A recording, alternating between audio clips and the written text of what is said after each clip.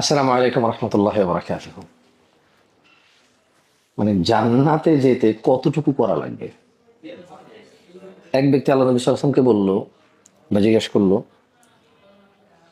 ইয়া রাসূলুল্লাহ, আরাআইতা ইযা সাল্লাইতু সালাওয়াতিল মাকতুবাত।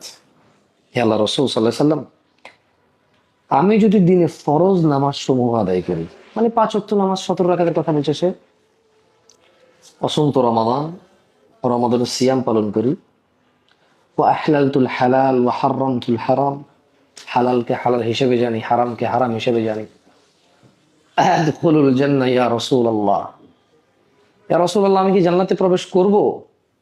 ক্বাল, তিনি সাল্লাল্লাহু আলাইহি সাল্লাম বললেন, নাম, তুমি জান্নাতে যাবা।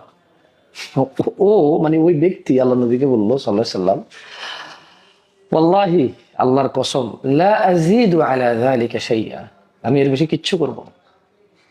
সুবহানাল্লাহ।